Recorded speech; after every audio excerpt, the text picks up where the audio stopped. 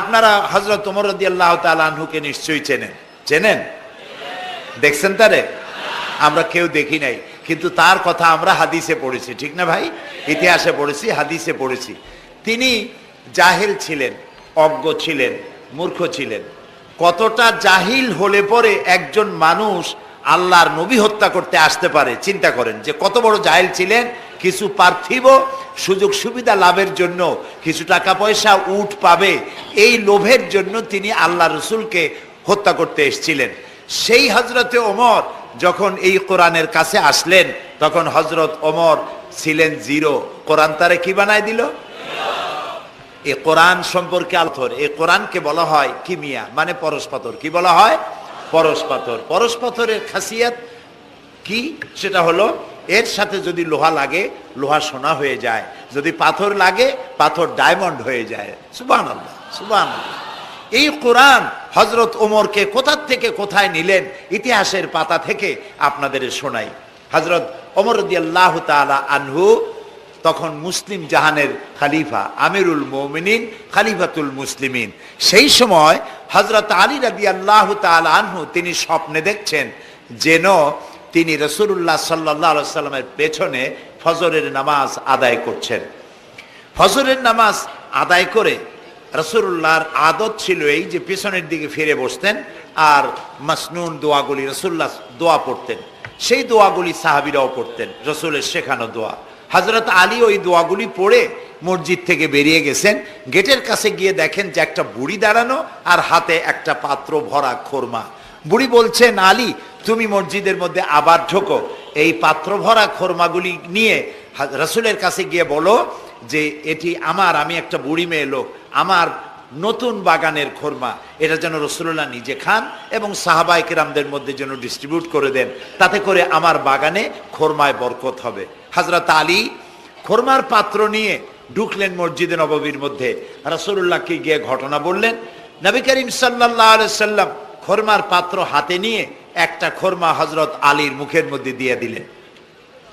হযরত আলী রাসূলের দেওয়া খোরমাটি চিবোচ্ছিলেন। ইত্তাবসারে মসজিদে ফজরের নামাজের আজান হয়ে গেল। আজানে হযরত আলীর ঘুম ভাঙলো, কিন্তু রাসূলের দেওয়া খোরমার স্বাদ হযরত আলীর মুখের মধ্যে তখনও ছিল। হযরত আলী তাড়াতাড়ি করে উযু করলেন, মসজিদে নববীর মধ্যে ঢুকলেন। যে দেখেন ইমামের মুসাল্লায় কে দাঁড়ানো? হযরত ওমর দাঁড়ানো। নামাজ শেষ করে হযরত ওমর পিছনের দিকে ফিরেছেন, মাসনুন দোয়াগুলি পড়ছেন। হযরত আলী দোয়াগুলি পড়ে বেরিয়ে গেছেন সকলের আগে। বেরিয়ে গিয়ে দেখেন গেটে এক বুড়ি দাঁড়ানো, হাতে এক পাত্র খোরমা। বুড়ি বলছেন, আলী এই খোরমাগুলি নিয়ে তুমি ভিতরে আবার ঢোকো, আমিরুল মুমিনিনকে বলো এগুলি আমার নতুন বাগানের খোরমা, তিনি খাবেন আর রাসূলুল্লাহর সাহাবীদের খাওয়াবেন, তাতে করে আমার নতুন বাগানের খোরমায় বরকত হয়ে যাবে। হযরত আলী দেখলেন স্বপ্নে যা দেখলাম তাই সাথে সাথে খাটিয়ে গেল, আশ্চর্য কথা।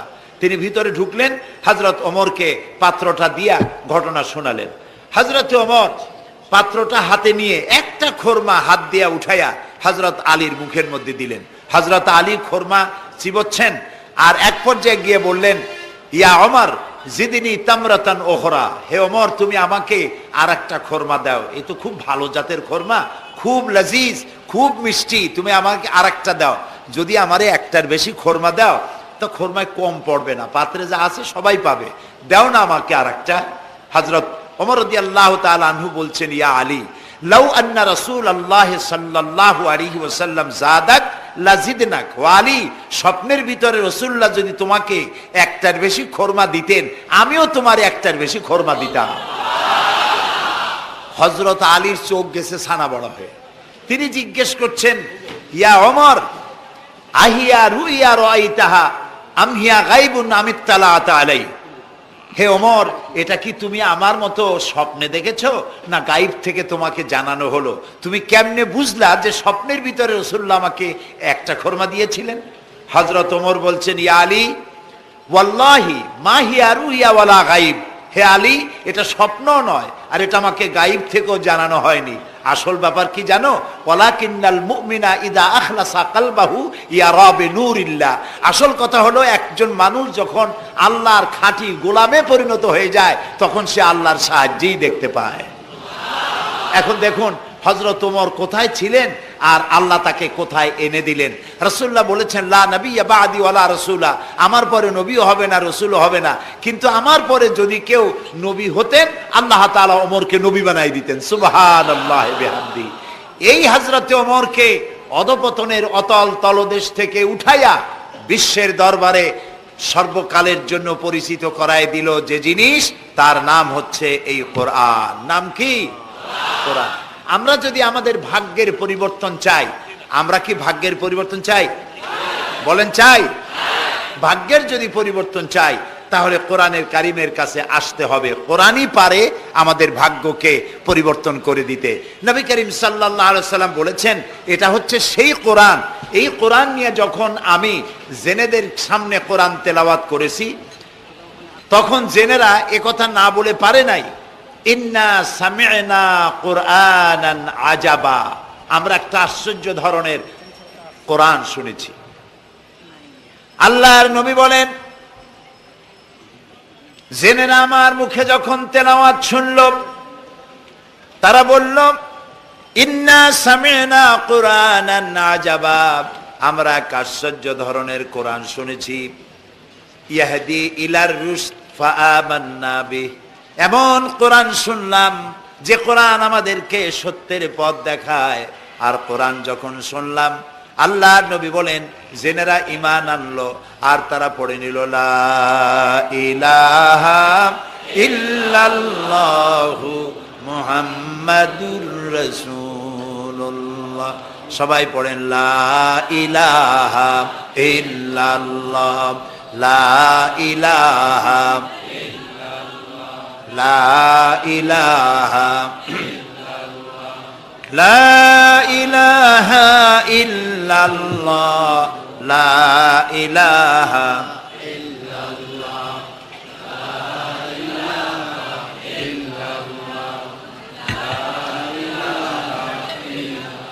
লা ইলাহা ইল্লাল্লাহ মুহাম্মাদুর রাসূলুল্লাহ। রাসূলুল্লাহ বললেন মান ক্বালা বিহি সাদাকা, এই কোরআন থেকে যে কথা বলে কেবলমাত্র সেই সত্য কথা বলে। সুবহানাল্লাহ।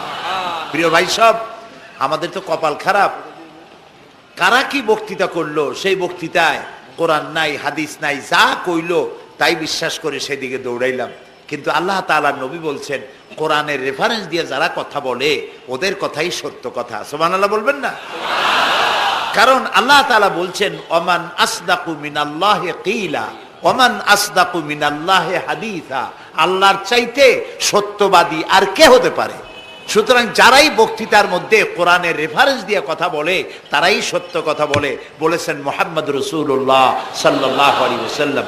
ওয়ামান আমিলা বিহি উজরা, আর কোরআন শরীফ পড়ে যে বুঝে আর আমল করে আল্লাহ তাদেরকে পুরস্কৃত করবেন ফিদ দুনিয়া ওয়াল আখিরা, দুনিয়াও পুরস্কার দেবেন আখিরাতেও পুরস্কার দেবেন। দুনিয়া পুরস্কারটা কি দেবেন? আল্লাহ রাব্বুল আলামিন বলেন দুনিয়ার পুরস্কারটা শোনো, ফামান তাবিয়া হুদায়া ফালা খাউফুন আলাইহিম ওয়ালা হুম ইয়াহজানুন। যারা এই কোরআনকে মেনে চলবে, কোরআনের অনুসরণ যারা করবে, এর আইন কানুনকে মেনে যারা চলবে, ওদের জন্য কোনো ভয় নাই, ওদের জন্য কোনো চিন্তা নাই। এই ওয়াদা কার? কার ওয়াদা? আল্লাহর ওয়াদা কখনো মিছা হয়? কোনো দিন না। আল্লাহ কোনোদিন ওয়াদা ভঙ্গ করেন? কখনো নয়। তিনি বলছেন কোরআন যদি মেনে চলো পৃথিবীতে শান্তি পাইবা। দুই রকমের, একটা হলো পৃথিবীতে তোমাদের কোনো চিন্তা থাকবে না, ভয় থাকবে না। চিন্তা থাকবে না কিসের? চিন্তা হয় মানুষের খাওয়া পড়া শিক্ষা চিকিৎসা বাসস্থান, এগুলির চিন্তা হয়। কোরআনের শাসন যদি চালু হয়, ওই যে স্লোগান একটু আগে আপনারা শুনলেন, আল্লাহর আইন চাই আর কি চাই? মুখস্থ হয়েছে না এটা? বলেন না কি চাই? সৎলোকের শাসন চাই। এখন আল্লাহর আইন কোনটা? এই যে কোরআন। কোরআনের আইন যদি হয় আর সৎ লোক যদি ক্ষমতায় থাকে আর কোরআনের আইন যদি চালু হয়, চুরি ডাকাতি জেনা ব্যভিচার হত্যা ধর্ষণ ওই সমাজে থাকবে না। সুবহানাল্লাহ।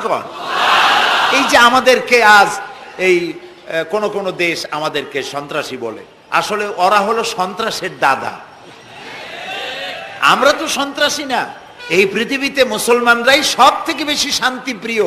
এর চাইতে শান্তিপ্রিয় জাতি পৃথিবীতে আর নাই। সুবহানাল্লাহ বলি, আলহামদুলিল্লাহ বলি। আপনি দেখেন না এই যে আল্লাহর ঘর যখন নির্মাণ হলো, কে আল্লাহর ঘর নির্মাণ করছিলেন কোন তো? আমাদের জাতির পিতা। কে করেছিলেন? জাতির পিতা কে? এইটা নিয়ে প্যাঁচ লাগাবেন না তো, ভালো করে মনে রাখবেন, এই নিয়ে কোনো পেঁচাপেচি নেই। মুসলমান মিল্লাতের পিতা কে? ইব্রাহিম আলাইহিস সালাম। তিনি আল্লাহর ঘর বানালেন, তিনি রাজমিস্ত্রি হিসেবে কাজ করলেন, আর একজন হেল্পার ছিলেন সাথে, তিনিও পয়গম্বর ছিলেন। কে তিনি? ইসমাইল আলাইহিস সালাম। বাপ বেটা দুজনে মিলে আল্লাহর ঘর নির্মাণ করে ফেললেন। আর এরপরে তারা দোয়া করলেন। হযরত ইব্রাহিম আলাইহিস সালাম দোয়া করলেন, রব্বি জাল হাযাল বালাদা আমিনান, আয় আল্লাহ তাআলা তুমি এই শহরকে নিরাপত্তার শহর বানাও। নিরাপত্তা হচ্ছে সন্ত্রাসের বিপরীত কথা। আল্লাহ তুমি এই শহরকে নিরাপত্তার শহর বানাও। আল্লাহ কি দোয়া কবুল করছিলেন না করেন নাই? সাথে সাথেই দোয়া কবুল করেছেন আল্লাহ তাআলা। আল্লাহ তাআলা বলেছেন, ওমান দাখালাহু কানা আমিনান, যেই প্রবেশ করবে আমার এই পবিত্র শহরে আমি তাকে নিরাপত্তা প্রদান করব। সুবহানাল্লাহ। আজ আমাদেরকে সন্ত্রাসী যারা বলে, তারা দেখুক কোরআনের সব আইন সৌদি আরবিয়ায় নাই। আপনারা বলেন তো, পৃথিবীতে অপরাধ প্রবণতা, করাপশন, ক্রাইম পৃথিবীতে সব থেকে কম হয় কোন দেশে? কোন দেশে? কিন্তু কোরআন শরীফের সবটা আইন সেখানে চালু নাই। কিন্তু কিছু আইন চালু আছে, তাতে এত শান্তি, লক্ষ লক্ষ নারী পুরুষ একসাথে ঘোরাফেরা করে, হজের সময় একসাথে মুজদালিফায়, এরকম শামিয়ানা নাই, বিল্ডিং নাই, খোলা মাঠে উন্মুক্ত আকাশের নিচে শুয়ে থাকে, বসে থাকে, হাঁটাচলা করে। ১৫০০ বছরের ইতিহাসে নাই যে কোনো নারী সেখান থেকে লাঞ্ছিতা হয়েছে, অপমানিতা হয়েছে। সুবহানাল্লাহ বলবেন না? এটা কোরআন শরীফ। এটা কি? আল্লাহ তাআলা এখানে বলছেন, আওয়ালাম ইয়ারাও আন্না জাআলনা হারামান আমিনান, তোমরা কি দেখতে পাও না যে আমি এই শহরকে কিভাবে নিরাপত্তার শহর বানিয়েছি?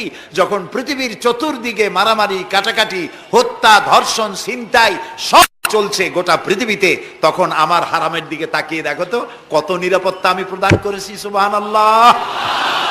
শান্তিপ্রিয়, পৃথিবীতে মুসলমানদের চাইতে শান্তিপ্রিয় আর কোনো জাতি নাই, হতে পারে না। আলহামদুলিল্লাহ বলেন। এখন আল্লাহ তাআলা বলছেন যে ফামান তাবিয়া হুদায়া ফালা খাউফুন আলাইহিম ওয়ালা হুম ইয়াহজানুন। প্রিয় ভাই সব, কোরআনের কথা বলতে গেলে রাতের পর রাত লেগে যায়, কারণ এক মহাসমুদ্র। এটা কি? মহাসমুদ্র কোরআন। এই কোরআন আল্লাহ তাআলা আমাদেরকে শুধু তেলাওয়াত করতে পাঠান নাই। আমাদের অভ্যাস হয়েছে যে খালি তেলাওয়াত করি, মুখস্থ করি। দেখেন না, রমজান মাস শেষ হয়ে গেলে পরে বন্ধু বান্ধব, আত্মীয় স্বজন সব এক জায়গায় বসে এক একজন গল্প করে, ভাই আমার পুত্রবধূ 13 খতম, আমার বউ 7 খতম, আমার নাতনি 11 খতম, আর আমি এমনি খতম হয়ে গেছি। প্রিয় ভাই সব, আপনারা বলেন কোরআন শরীফকে এইভাবে শুধু খতম করার জন্য আসছে? আমি কিন্তু আপনাদের কোরআন শরীফ পড়া বা খতম করা নিষেধ করছি না। আমি উদ্দেশ্য বোঝাতে চাচ্ছি, আল্লাহ তাআলা এই কোরআনের জন্য নাজিল করেন নাই যে আমরা জ্বলবো আর পড়বো আর বুঝবো না। আচ্ছা ভাই, একটা বইয়ের নাম কোন তো? পৃথিবীতে একটা বইয়ের নাম আমাকে শুনান যে বইটা মানুষেরা না বুঝে পড়ে। পারবেন বলতে? পারবেন না। এমনকি আপনার ছোট্ট বাচ্চা কেজি 1, কেজি 2, কেজি 3-তে পড়ে, বা কি জানি কয়, নার্সারি গ্রুপে পড়ে, তারেও দেখবেন প্রত্যেকটা শব্দ বানান করিয়া অর্থ সহকারে বুঝে পড়ে। বলেন ঠিক কিনা? কিন্তু কপাল পোড়া মুসলমান জাতি একমাত্র মাজলুম কিতাব, আল্লাহর কিতাব কোরআন শরীফ পড়ে, অথচ কিছু বোঝে না। ঠিক কিনা? আমি যদি এখন জিজ্ঞেস করি যে আপনারা কোরআন বুঝে পড়তে পারেন কয়জন, হাত তোলেন। যদি বলি হাত কি কম বেশি উঠবে না কম উঠবে? সেই জন্য হাত উঠাইতে বললাম না। এটা আমাদের জন্য কপাল পোড়ার লক্ষণ। কি পোড়ার লক্ষণ? বিশ্বাস করুন ভাই, কোরআন শরীফ তাবিজ লেখার জন্য আসে নাই, কোরআন শরীফ ঝুলে ঝুলে আপনি পড়বেন এই জন্য আসে নাই। কোরআন আসছে তেলাওয়াত করবেন, বুঝবেন, আমল করবেন। হাদিস শরীফে এসেছে কোন সাহাবীর এক একটা সূরা শেষ করতে বছরের পর বছর চলে যেত। কারণ কি? কারণ হলো তারা এক একটা আয়াত পড়তেন, বুঝতেন, বাস্তব জীবনে আমল করতেন, আরেকটা আয়াত পড়তেন, বুঝতেন, আমল করতেন, তারপরে আবার আরেকটা পড়তেন, আমল করতেন। এভাবে করে সাহাবীরা কোরআন পড়তেন, বুঝতেন, আমল করতেন। ফলে এই সাহাবীরা যখন বিয়ে শাদী করতেন, সাহাবীরা যখন ব্যবসা বাণিজ্য করতেন, সাহাবীরা যখন কেনা বেচা করতেন, পারিবারিক জীবন যাপন করতেন, হাঁটাচলা করতেন, তখন মানুষেরা বুঝতে পারত, অনুভব করতে পারত যেন জীবন্ত কোরআন শরীফ চলাফেরা করছে। কোরআন যাদের কাছে, তাদের আমলের মধ্যে পরিবর্তন আসতে হবে। তো এরকম একটা বৈপ্লবিক কিতাব যাদের কাছে, তাদের তো আমলের মধ্যে পরিবর্তন আসবে। কি পরিবর্তন আসবে? এরা যদি ব্যবসায়ী হয়, ওজনে কম দেবে না। সুবহানাল্লাহ কবেন না? আর এখন আমরা যা করি, সুবহানাল্লাহ থুইয়া খালি নাউজুবিল্লাহ কওয়া দরকার, ঠিক কিনা ভাই? মুসলমানের চাইতে এত ওজনে কম দেওয়ার লোক আর আছে কিনা সন্দেহ। ওজনে দেবে কম, খাদ্যে দেবে ভেজাল, সাক্ষী দেবে তো মিথ্যা সাক্ষী দেবে, ওয়াদা খেলাপ করবে, আমানতের খেয়ানত করবে, এরপরে ধার করবে, টাকা শোধ করবে না। ছেলে দিয়ে বলাবে, বলো আব্বা বাড়ি নেই। এখন সে যাইয়া যে টাকা চাইতে আসছে, তাহলে বলে যে আব্বা বলছেন আব্বা নাকি বাড়ি নেই। বুঝতে পারছেন কথা? এই হলো মুসলমান। নাউজুবিল্লাহ কোন। এই জন্য আল্লাহ তাআলা নবী বলেছেন, ওয়ামান আমেলা বিহি উজেরা, যে ব্যক্তি কোরআন পড়বে, আমল করবে, আল্লাহ তাকে পুরস্কার দিবেন। কোথায় কোথায় দেবেন কোন তো? দুই জায়গায় দেবে, ইহকালেও দেবে, পরকালেও দিবে। দুনিয়ার পুরস্কারটা কি? দুনিয়ার পুরস্কারটা হলো যে চিন্তা থাকবে না, আর কোনো ভয়ও থাকবে না। ভয় থাকবে না কিসের? ভয় থাকবে না যেই সমাজে কোরআন মানা হবে, যেই সমাজের আইনের উৎস হবে কোরআন, ওই সমাজের মধ্যে চুরি, ডাকাতি, জেনা, ব্যভিচার, হত্যা, ধর্ষণ থাকবে না। কাজী ভীতি শূন্য, সমৃদ্ধিপূর্ণ, নিরাপত্তাপূর্ণ একটি সুন্দর সমাজ উপহার দেবে এই কোরআন। সুবহানাল্লাহ। সেই কোরআন আমরা তাবিজ বানাইছি, এটারে গোলাইয়া, এই কোরআন শরীফের পাতা লিখিয়া, তারপরে কি জানি কয়, পানির মধ্যে দিয়ে গোলাইয়া এগুলি খাওয়া হয়, মাদুলের মধ্যে ঢুকাইয়া গলার মধ্যে ঝুলানো হয়। দেখেন এই বাংলাদেশে যেসব কোরআন শরীফ ছাপা হয়, এই সব কোরআন শরীফের দুরবস্থা। এটা আছে কিনা আমি জানি না, আলহামদুলিল্লাহ এটা নাই। কোন কোন কোরআন শরীফ যে বাংলাদেশে ছাপা হয়, সেগুলিতে লেখা থাকে সূরায়ে মায়েদার নকশা, সূরা ইউসুফের নকশা, সূরায়ে বনি ইসরাইলের নকশা। এই নকশা লিখা গলায় ঝুলাইলে পেটে ব্যথা ভালো হবে, ওই নকশা ঝুলাইলে মেয়ের বিয়ে হবে তাড়াতাড়ি, এই নকশা ঝুলাইলে যে মেয়েকে পছন্দ করো বিয়ে করতে পারবা তাড়াতাড়ি। নাউজুবিল্লাহ কর। নকশার মধ্যে আছে কি? নকশার ভিতরে আছে 1293, 1711, 513 হাবি জাবি কতগুলো নাম্বার দিয়া, তারপরে লাল কালি দিয়ে দাগ দিয়ে দিয়ে ধান্দাবাজি করা। এরপরে ওই ধান্দাবাজি তাবিজের কোনায় কোনায় লেখে ইয়া জিব্রাইলো, ইয়া মিকাইলো, ইয়া ইসরাফিলো, ইয়া আজরাইলো। উপরে লেখে ইয়া বধূহ, নিচে লেখে ইয়া বধূহ। আমি একজন তাবিজ লেখককে জিজ্ঞেস করলাম, ভাই ইয়া আজরাইলু ইয়া মিকাইলু তো বুঝলাম, ইয়া বধূহ কি? কয়েছে হুজুর আমি নিজেও বুঝি না বধূহ কি। এই হলো তাবিজ। এই তাবিজ লেখার জন্য আল্লাহ তাআলা কোরআন নাজিল করেন নাই। কথা কি বুঝে আসছে? তাবিজের জন্য আসে নাই, তদবিরের জন্য আসে নাই, শুধু পড়ব এজন্য আসে নাই। কোরআন এসেছে বোঝার জন্য, তেলাওয়াতের জন্য, বোঝার জন্য, কোরআন অনুযায়ী জীবন গড়ার জন্য। আল্লাহর নবী তাই বলেন, ওয়ামান আমেলা বিহি উজরা, কোরআন শরীফ যে পড়বে আর আমল করবে, দুনিয়ায় শান্তি দেওয়া হবে, আখিরাতেও পুরস্কৃত করা হবে। আখিরাতের পুরস্কারটা কি? নবীজি বলেছেন, মান কারাল কোরআনা ফাস্তাজহারাহু ফাহাল্লা হালালাহু ওয়া হাররামা হারামাহু আদখালাহুল্লাহুল জান্নাহ ওয়া শাফাআহু ফি আশরাতিন মিন আহলি বাইতিহি কুল্লুহুম কাদ ওয়াজাবাত লাহুন নার। সাদাকান নবী সাল্লাল্লাহু আলাইহি ওয়াসাল্লাম। নবী করিম সাল্লাল্লাহু আলাইহি ওয়াসাল্লাম বলেছেন, যে ব্যক্তি কোরআন পড়লো, বুঝলো, আর কোরআনের হালালকে হালাল জেনে চললো, হারাম থেকে বিরত থাকলো, আর কোরআনের আইনকে প্রতিষ্ঠিত করার আন্দোলনে শরীক হলো, সুবহানাল্লাহ গণ, এরকম লোককে আল্লাহ তাআলা কিয়ামতের দিন জান্নাত দান করবেন। সুবহানাল্লাহ। ওয়ামান আমেলা বিহি উজরা ওয়ামান হাকামা বিহি আদালা, এ কোরআন শরীফ দিয়ে যে বিচার করবে, আল্লাহ তাআলা বলছেন সেই করবে কেবলমাত্র জাস্টিস, কিসত, জাস্টিস, ইনসাফ কায়েম করতে পারবে, যে কোরআন দিয়ে বিচার ফয়সালা করবে। আমাদের দেশে এই যে কোর্ট কাছারি আদালত আছে, এই কোর্ট কাছারি আদালতগুলি কোরআন দিয়ে যদি বিচার করতেন সেটা ইনসাফ হতো। যেহেতু ইনসাফ, আল্লাহর চাইতে ইনসাফগার আর কেউ নাই। আছে কি বলেন? নাই।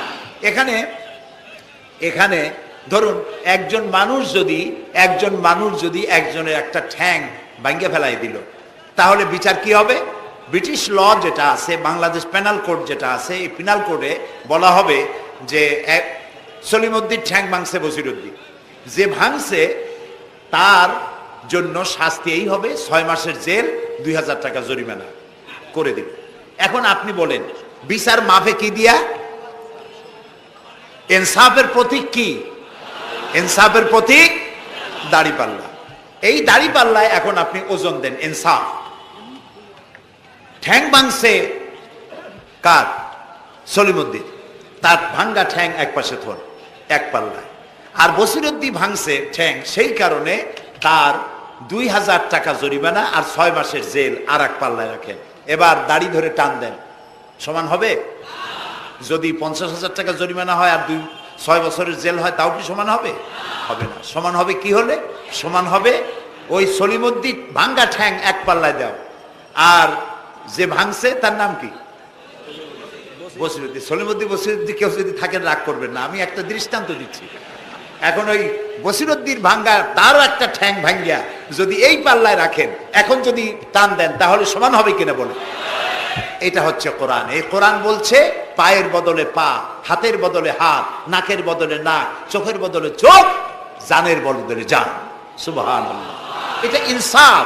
এই ইনসাফ হচ্ছে কোরআনের দেওয়া ইনসাফ। সুতরাং আল্লাহ তাআলা নবী বলছেন ওমান হাকামা বিহি আদালা, যে ব্যক্তি এই কোরআন দিয়ে বিচার ফয়সালা করবে, যে ব্যক্তি, যে পরিবার, যে সমাজ, তারা ইনসাফ কায়েম করতে পারবে। যেহেতু আল্লাহর চাইতে ইনসাফগার পৃথিবীতে আর কেউ নাই, আকাশেও নাই, জমিনেও নাই। রাসূলুল্লাহ বলছেন ওয়ামান দা ইলাইহি হুদিয়া ইলা সিরাতিল মুস্তাকিম, যে ব্যক্তি কোরআনের দিকে মানুষকে দাওয়াত দেয়, সেই একটি সহজ সরল রাস্তার দিকে দাওয়াত দেয়, যে রাস্তার শুরু পৃথিবী থেকে আর রাস্তার শেষ জান্নাতুল ফেরদাউসে গিয়া। সুবহানাল্লাহ। এটা হচ্ছে সেই কোরআন। বুঝতে না পারার কারণে আমরা বিপদে পড়েছি। প্রিয় ভাই সব, আপনারা আছেন কষ্টে, বসেছেন পানির মধ্যে, আছেন দাঁড়াইয়া, মাথার উপরে ছেঁড়া সামিয়ানা বিরক্ত করছে। আমি লম্বা করতে চাই না, অল্পের মধ্যে ছেড়ে দেই, যাতে করে আপনাদেরও সুবিধা হয়, কষ্ট না হয়।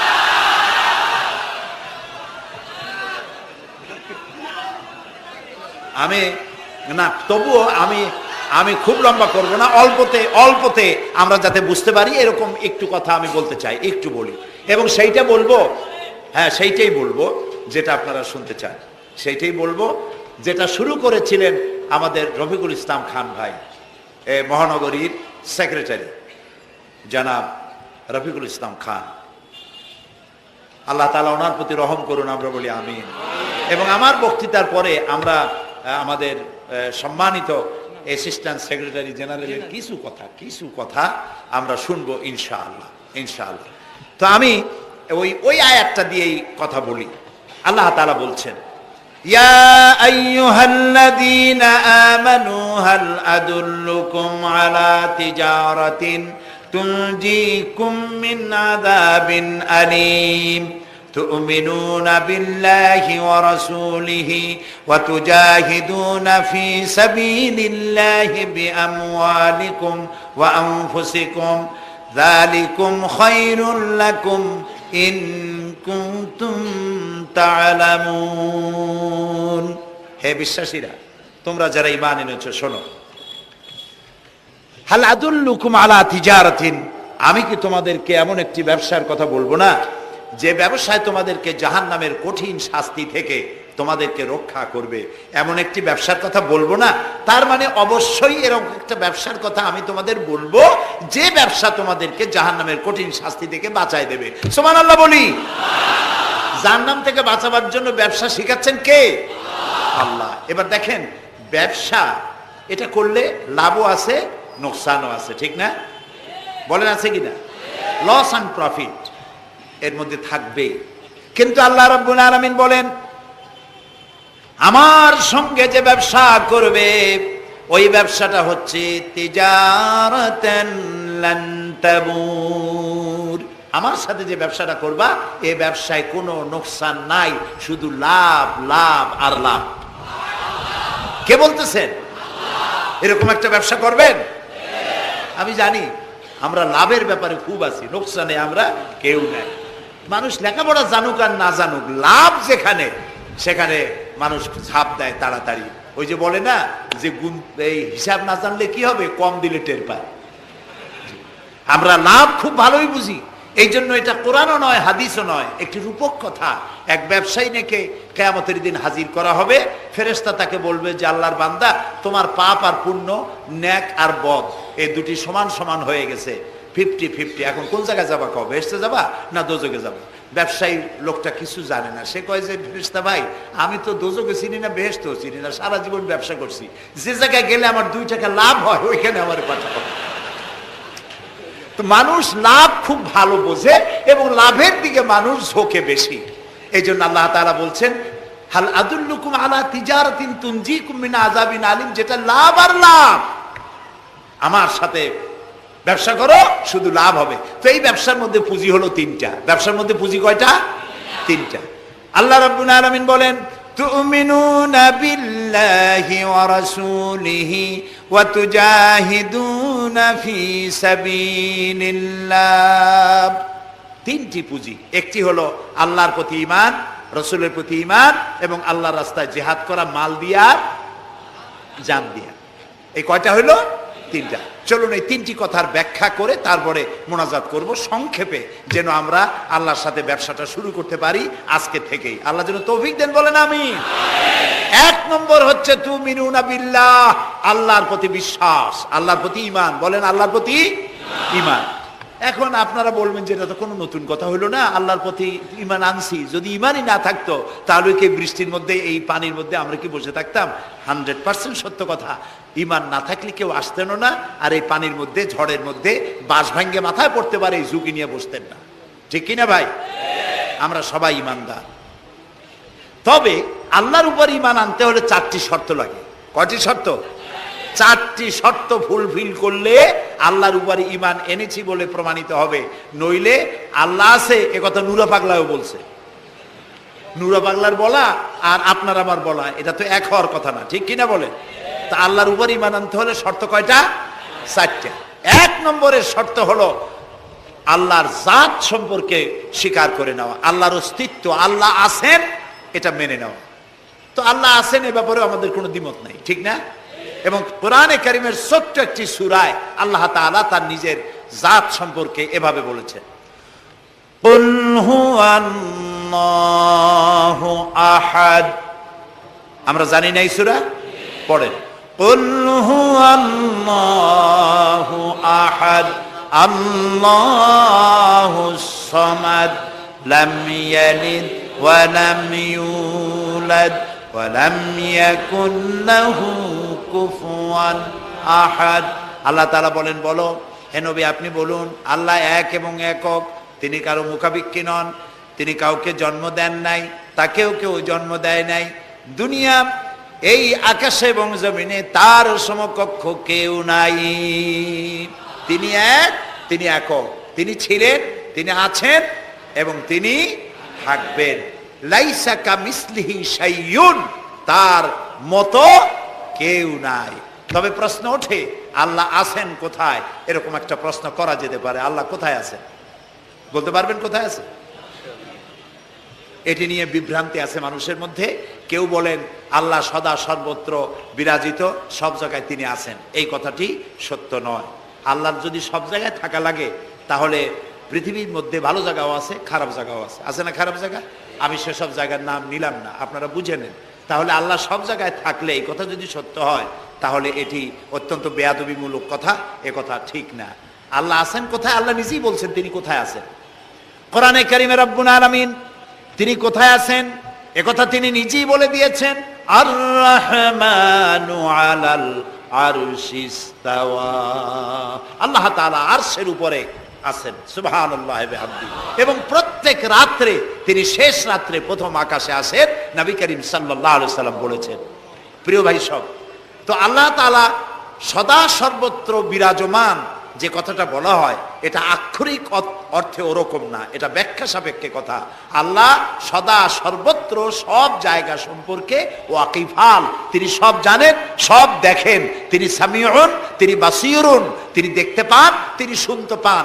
আপনার আমার দেখার মধ্যে কোনো বাধা, প্রাচীর, অবস্ট্রাকশন কিছু একটা থাকতেই পারে। আল্লাহর দেখার মধ্যে কোনো বাধা নাই। অন্ধকার রাতেও দেখেন, কুয়াশাচ্ছন্ন হলেও দেখেন, মেঘের মধ্যেও দেখেন, তার দেখায় কোনো বাধা নাই, তার শোনায় কোনো বাধা নাই। এমন কি মহাসাগরের অতল তলদেশে ছোট্ট পাথরের গায়ে লাগানো একটি ছোট্ট পোকা, যাকে মাইক্রোস্কোপ যন্ত্র ছাড়া দেখা যায় না, এমন ছোট্ট সূক্ষ্ম একটি পোকাও যদি, ক্ষুদ্র একটি পোকাও যদি পেটের জ্বালায় অথবা ক্ষুধার জ্বালায় চিৎকার মারে, কেউ শুনতে পায় না। আরশের মালিক আল্লাহ রব্বুল আলামিন তা শুনতে পান। এ হচ্ছে আল্লাহ, তিনি সব শুনতে পান, সব দেখতে পান। তার জাত সম্পর্কে স্বীকার করে নেওয়া, মেনে নেওয়া, তিনি আছেন, তার শক্তি সহকারে তাকে মানা। আমরা যে কোনো জিনিস বিশ্বাস করি তার শক্তি সহকারে বিশ্বাস করি। বাতাসকে বিশ্বাস করি, প্রচন্ড বেগে বয়ে গেলে আমাদের মাথার উপরে যা আছে ভেঙে চুরে সব শেষ করি ভালো, এভাবে বিশ্বাস করি। পানিকে বিশ্বাস করি, সে চুবায়ে মারতে পারে, ডুবায়ে মারতে পারে, পানির চুবানো ভিজানো এ শক্তি পানির আছে। আমরা আগুনকে বিশ্বাস করি, জ্বালিয়ে পুড়িয়ে ছাই করে দিতে পারে, এভাবে আগুনের শক্তি সহকারে বিশ্বাস করি। সাপকে বিশ্বাস করি, বাঘকে বিশ্বাস করি, দংশন করলে, থাবা মারলে কাম সারা। পয়জনকে বিশ্বাস করি, খাইলে পরে মরে যেতে পারি, শক্তি সহকারে বিশ্বাস করি, ঠিক না? এখন আল্লাহরে বিশ্বাস করি, এই কথা শুধু বললেই হবে না, আল্লাহকে বিশ্বাস করতে হবে তার গুণ সহকারে। সেই জন্য 4টি শর্তের 1 নম্বর শর্ত হলো আল্লাহর অস্তিত্বকে মানা। 2 নম্বরের শর্ত হচ্ছে আল্লাহর গুণাবলীকে স্বীকার করা, মেনে নেওয়া। আল্লাহর গুণাবলী কি? কোরআন শরীফে আল্লাহর অনেকগুলি নাম আছে। আল্লাহ এ হচ্ছে ইসমে জাত। আল্লাহ এটা কি? ইসমে জাত, আসল নাম কি? আল্লাহ। বলেন সবাই আল্লাহ। ন কিন্তু আল্লাহ এটা অশুদ্ধ, বলার সময় মুখটা গোল হয়ে যাবে। আল্লাহ। বলেন সবাই আল্লাহ। কি মধুর নাম, সুবহানাল্লাহ, সুবহানাল্লাহ। আল্লাহ নিজেই বলেছেন ওয়ালাহুল আসমাউল হুসনা, আল্লাহ রয়েছে সুন্দর সুন্দর নাম। 99টি নামের কথা কোরআনে কারিমে আল্লাহ তাআলা নিজেই বলেছেন, সুবহানাল্লাহ। এখন ওই নামগুলিকে বলা হয় সিফাতি নাম, অর্থাৎ গুণবাচক নাম। এই গুণ সহকারে তাকে স্বীকার করতে হবে। তিনি রাজ্জাক, খেতে দেওয়ার মালিক কে? আল্লাহ। তিনি রব, সৃষ্টি করেন। তিনি খালেক, তিনি স্রষ্টা। তিনি রব, তিনি প্রতিপালনকারী। তিনি রহমান, তিনি দয়ালু। তিনি রহিম, তিনি রহমান, তিনি দাতা। রহিম, তিনি দয়ালু। অর্থাৎ প্রত্যেকটা নামের এক একটা শব্দ অর্থ আছে এবং সেই অর্থ সহকারে বিশ্বাস করতে হবে তাকে। এই বিশ্বাস যদি আমরা করতে পারি তাহলে শিরক থেকে আমরা বাঁচতে পারবো। সুবহানাল্লাহ বলেন। আচ্ছা বলেন তো, সন্তান দেওয়ার মালিককে, সন্তান না দেওয়ার মালিককে, হায়াতের মালিককে, মওতের মালিককে, খেতে দেওয়ার মালিককে, কষ্ট দেওয়ার মালিককে, কষ্ট থেকে বাঁচাবার মালিককে, সব কিছুর মালিককে। এইভাবে আমরা কি বিশ্বাস করি? না, সবাই করি না। যারা বলেছেন আমিও বিশ্বাস করি, হ্যাঁ বিশ্বাস আমাদের থাকতে পারে, কিন্তু অনেক লোক আছে এভাবে বিশ্বাস করে না বলেই বিবাহ করেছে, সন্তান হয় না। তখন শাহ আলী বাগদাদি রহমতুল্লাহ আলাইহের মাজারে গিয়া সেখানে বসে তার ওই মাজারের কাছে গিয়ে চাইলো আমারে সন্তান দাও, খাজা বাবার সন্তান দাও। অথবা হাইকোর্টের মাজারে বৃহস্পতিবার দিন গিয়ে ভিড় করলো, বাবা সন্তান দাও, অথবা মামলায় পড়েছি বাঁচায় দাও, পরীক্ষা দেবে ছেলে পাস করায় দাও ইত্যাদি। বলেন এরকম? বলে না? জায়েজ নাই, একদম জায়েজ নাই। কাকে বলতে হবে? আল্লাহর নবী বলেছেন ওয়াইদা সাআলতা ফাসআলিল্লাহ, কিছু বলতে চাইলে আল্লাহরে বলো। ওয়াইজা সাআলতা ফাসআলিল ওয়াইজা ইসতাআনতা ফাসতাইন বিল্লাহ, সাহায্য যদি চাও আল্লাহর কাছে সাহায্য চাও। আমরা সূরা ফাতিহার ভিতরে প্রত্যেক নামাজের প্রতি রাকাতি বলি ইয়্যাকা না'বুদু ওয়া ইয়্যাকা নাস্তাঈন। আল্লাহ তাআলা একমাত্র তোমার ইবাদত করি আর একমাত্র তোমারই কাছে সাহায্য কামনা করি। হযরত ইব্রাহিম আলাইহিস সালাম আমাদের জাতির পিতা। একটু আগে আমরা বলছি না সবাই, ইব্রাহিম আলাইহিস সালামকে আগুনে, এটারে এদিক ফিরে দিলকে, ইব্রাহিম আলাইহিস সালামকে আগুনে যখন ফেলে দেওয়া হচ্ছিল তখন হযরত জিবরাইল এসে বলছিলেন আমার কাছে সাহায্য চাও ইব্রাহিম, আমি তোমারে আগুন দিয়ে বাঁচায় দেব। এই যে ইব্রাহিম আলাইহিস সালামের কাছে তাকে সাহায্য দেওয়ার জন্য বলা হলো, এটা কি ঘোরাঘুরি করে? এই মাইকের হর্ন ঘুরান কেন? যেমন ছিল ওইদিকে দিয়ে দেন, আমারে শোনায় তো লাভ নাই। প্রিয় ভাই সব, ইব্রাহিম আলাইহিস সালামকে জিবরাইল বললেন আমার কাছে সাহায্য চাও। ইব্রাহিম আলাইহিস সালাম সাহায্য চাইছিলেন? বলেন চাইছিলেন? হযরত ইব্রাহিম বলেছেন জিবরাইল আমি কেন সাহায্য চাইব তোমার কাছে? আমি তো এমন কোন অন্ধ আল্লাহর ইবাদত করি না যিনি তার নিজের চোখে তার গোলামের দুঃখ দুর্দশা দেখতে পান না। আল্লাহ কি দেখছেন না যে আমি বিপদে পড়ছি? আমি তোমার কাছে কেন সাহায্য চাইবো? আমি আগুনে পড়লে যদি আল্লাহ খুশি হন তাহলে আমি তো এভাবে 1000 বার পড়তে রাজি আছি আমার আল্লাহকে খুশি করার জন্য। এটা হলো আল্লাহর প্রতি বিশ্বাস এবং আল্লাহর কাছে চাওয়া। চাইতে হবে কার কাছে? আমি বিপদে পড়ছি বলবো কারে? আমি অশান্তিতে আছি বলবো কারে? আমার অভাব আছে বলবো কারে? সব অবস্থায় আল্লাহকে বলতে হবে। দেখুন আমাদের জাতির পিতা ইব্রাহিম আলাইহিস সালামের কথা এ কোরআন শরীফে আল্লাহ তাআলা বলে দিয়েছেন। তিনি কি বলেছেন? হযরত ইব্রাহিম বলেছেন আল্লাযী হুয়া ইউতঈমুনি ওয়া ইয়াসকিন, আমি যখন ক্ষুধার্ত হই আল্লাহ আমারে খাওয়ান, আমি যখন তৃষ্ণার্ত হই আল্লাহ আমারে পান করান। ওয়া ইযা মারিতু ফাহুয়া ইয়াশফিন, আমি যখন অসুস্থ হই আল্লাহ আমারে রোগ মুক্ত করেন। সুবহানাল্লাহ। আইয়ুব আলাইহিস সালাম 18 বছর রোগ ভোগ করলেন, কষ্ট পাইলেন, তিনি সাহায্য কার কাছে চাইছিলেন? ইউনূস আলাইহিস সালামের মতো বিপদে এই পৃথিবীর কোন মানুষ এত বড় বিপদে পড়ে নাই। মাছে তারে গিলে ফেলল, পানির অতল তলদেশে মাছ চলে গেল, মাছের পেটে দরজা নাই, জানালা নাই, ভেন্টিলেটর নাই, মাথা গলাইয়া কোন রকম বাইর হবে এমন কোন পথ নাই, বাঁচার কোনো উপায় নাই। হযরত ইউনূস আলাইহিস সালাম যখন মাছের পেটের ভিতরে বিরাট বিপদে পড়ে গেলেন, হযরত ইউনূস আলাইহিস সালাম সাহায্য কার কাছে চেয়েছিলেন বলুন?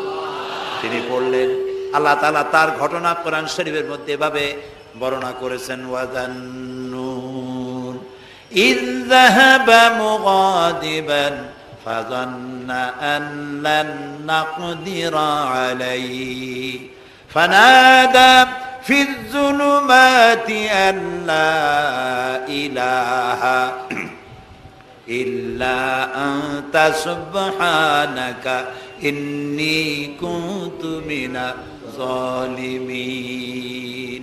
আল্লাহ শোনাচ্ছেন, ও পৃথিবীর মানুষেরা শোনো, ইউনূসকে যখন মাছে গিলে ফেললো সে তখন ত্রিবিধ ফানাদা ফি যুলুমাত জমায় কাসির, ত্রিবিধ অন্ধকারের ভেতর থেকে তিনি চিৎকার মারলেন।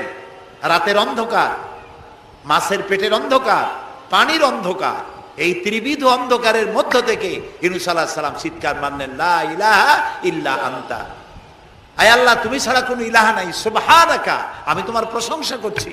আয় আল্লাহ তাআলা আমি আমার নফসের উপরে জুলম করেছি, আমার উপরে আমি জুলম করেছি।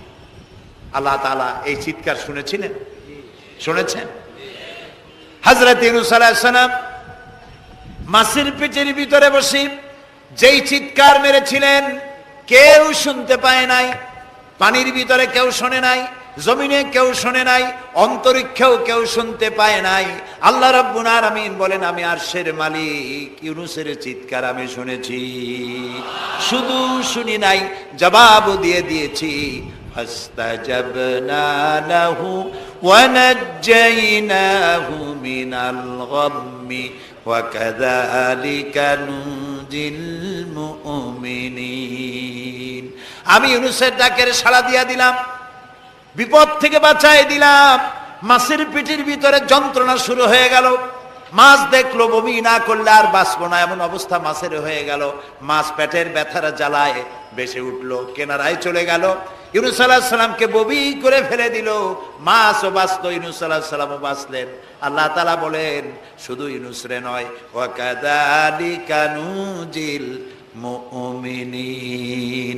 আমার মুমিন বান্দারা যদি বিপদে পড়ে, এরকম বিপদে যদি পড়ে যায় আর আমারে যদি ডাকে, আমি আল্লাহ রব্বুল আলামিন এই বিপদ থেকে যত বড় বিপদ হোক আমি আল্লাহ বাঁচায়ে দেব। তা আল্লাহ বিপদ থেকে বাঁচাবেন। আর আমি মুসলমান বিপদে পড়েছি, মাজারে গিয়া চাইলাম, নাউজুবিল্লাহ। বিশ্বাস করুন ভাই, বিশ্বাস করুন, কবরের ভিতরে যিনি শুয়ে আছেন, যত বড় পীর হোক, যত বড় খাজা বাবা হোক, আপনাকে সাহায্য তিনি করতে পারবেন না, পারবেন না, পারবেন না। একটু কমন সেন্সের কাছে অ্যাপিল করি, সাধারণ বিবেকের কাছে আপনাদের, যারা এই যে দেখুন হযরত শাহজালাল রহমতুল্লাহ আলাইহি সিলেটে শুয়ে আছেন, বলুন তো তার মাতৃভাষা কি? আরবি। তিনি ইয়েমেন থেকে এসেছিলেন। বাগেরহাটে শুয়ে আছেন হযরতে খান জাহান আলী রহমতুল্লাহ আলাইহি, তার মাতৃভাষা ছিল আরবি। হযরতে খাজা মঈনুদ্দিন চিশতি রহমতুল্লাহ আলাইহি শুয়ে আছেন আজমিরে, তার মাতৃভাষা আরবি। আমরা বাংলাদেশ থেকে, এই দেশ থেকে কোনো লোক গেল সিলেটে, গেল বাগেরহাটে অথবা বাগদাদে চলে গেল, এইসব বড় বড় আল্লাহর ওলিদের মাজারে গিয়ে বাংলা ভাষায় বলল, বাবা আমি তো বিপদে পড়ে আসছি, নির্বাচনে দাঁড়াইছি, আমি যেন জিততে পারি। অথবা দেখেন না, মাজার দিয়ে শুরু করে সবাই। অথবা যায় বলল যে আমার বিয়ে করেছি 15 বছর, বাচ্চা হয় না, আমার একটা বাচ্চা। অথবা মামলায় পড়েছি, আমার একটু জিতায় দাও, ব্যবসা করি, এত টাকা লস দিতে দিতে শেষ হয়ে গেছি। বাবা আপনি বললেন কোন ভাষায়? শাহজালাল খুব বুঝলেন, বড় পীর সাহেব খুব বুঝছেন। তাহলে আপনার 1 নম্বর ফায়ার মিস হয়ে গেল, মিস ফায়ার।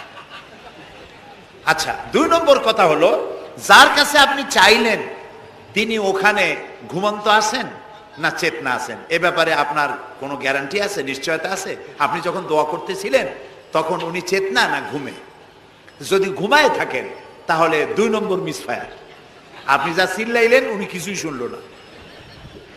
3 নম্বরে, কবরে যে শাহজালাল রহমতুল্লাহ আলাইহি অথবা মঈনুদ্দিন চিশতি রহমতুল্লাহ আলাইহি, আল্লাহর ওলিরা, যত বড় বড় ওলি আল্লাহ আছেন, যার কাছে আপনি বিশ্বাস করেন ওলি হিসেবে, উনি যে কবরে আছেন তার নিশ্চয়তা কোথায়? কবরে তো নাও থাকতে পারেন, কারণ আল্লাহ তাআলার 2টা জায়গা আছে করা।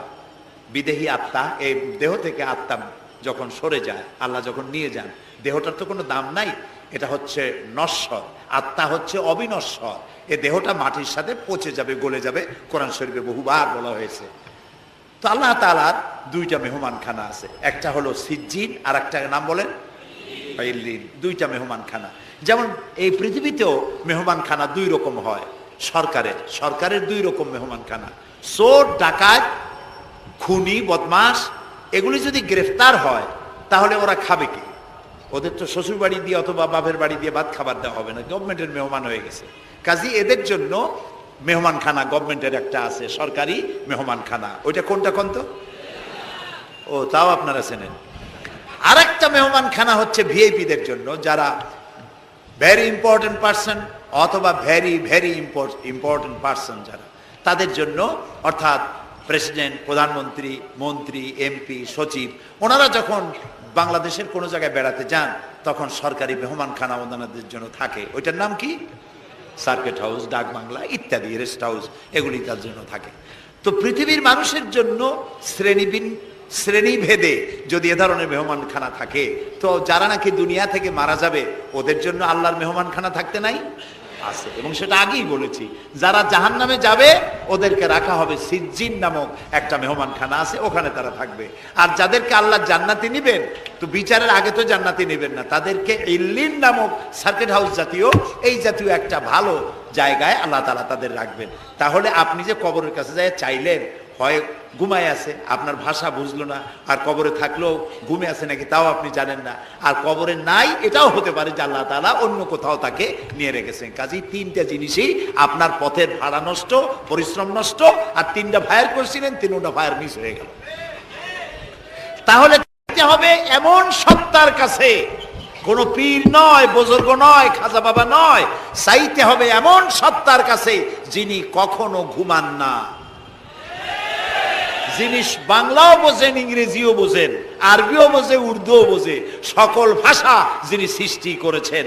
সেরকম কেউ কি আছেন? আছেন? কি নাম তা? এক আঙ্গুল আকাশের দিকে উঁচু করে বলেন, নাম কি? আরো জোরে বলেন, আবারও বলেন সুবহানাল্লাহ, আলহামদুলিল্লাহ বলেন। এই জন্য নবী করিম সাল্লাল্লাহু আলাইহি সাল্লাম বলছেন, ওয়াইজা সাআলতা ফাসআলিল্লাহ, কিছু বলতে হলে আল্লাহরে বলো। ওয়াইজা ইসতাআনতা, সুয়াল করলে আল্লাহরে বলো। ওয়াইজা ইসতাআনতা ফাসতাইন বিল্লাহ, আর যদি সাহায্যের প্রয়োজন হয় কোনো ব্যাপারে, যে কোনো ব্যাপারে সাহায্যের প্রয়োজন, আল্লাহর কাছে চাও। আমাদের অবস্থা হলো এই যে ইমাম তো দুর্বল, বিপদে পড়লেই দৌড় দেয় মাজারের দিকে। মুসলমানের সম্পর্ক মাজারের সাথে হবে না, সম্পর্ক হবে মসজিদের সাথে। আল্লাহর নবী যখনই বিপদে পড়তেন, মুসিবতে পড়ে যেতেন, সঙ্গে সঙ্গে উজু করে মসজিদে নববীর ভিতরে প্রবেশ করতেন, 2 রাকাত কাজায়ে হাজাতের নামাজ পড়তেন, আল্লাহর দরবারে হাত তুলতেন, চোখের পানি ছেড়ে দিতেন, আল্লাহ রাব্বুল আলামিনের দরবারে মোনাজাত কবুল হয়ে যেত। নবীজি আমাদেরকে উপদেশ দিয়েছেন, বিপদে যদি পড়ো, মুসিবতে যদি পড়ে যাও, উজু করো, মসজিদের ভিতরে ঢুকে যাও, কাজায়ে হাজাতের নামাজ পড়ো, আর সেজদায় পড়ে চোখের পানি দিয়া, গাল ভিজানো নয়, চোখের পানি দিয়া যায় নামাজ ভিজিয়ে দাও, আর আল্লাহর কাছে প্রার্থনা করো, কাঁদতে থাকো রব্বুল আলামিন। আল্লাহর নবী বলেছেন, বান্দা যদি গুনাহ মাফির জন্য গুনাহ করেছে, লজ্জায় অনুতপ্ত হয়ে অনুশোচনা করে বান্দা যখন কাঁদতে থাকে, চোখের পানি নাকের অর্ধেক আসতে না আসতে আল্লাহ রব্বুল আলামিন বান্দারে মাফ করে দেন। বিশেষ করে বুড়া মানুষ, আমাদের মধ্যে 2 শ্রেণীর লোক আছে, যুবক আর বৃদ্ধ। মাহফিলগুলিতে আল্লাহর মেহেরবানি যুবকেরা অনেক বেশি আসে, আলহামদুলিল্লাহ বলুন। এরকম আসতে করলেন কেন? আপনি তাকায় দেখেন, ডানে বায় তাকান, ডানে বায় তাকান, দাড়ি পাকা কয়জন আছে দেখেন। 2%, 3% or 5% দাড়ি পাকা হতে পারে, 95% যুবক আর যুবক। সুবহানাল্লাহ।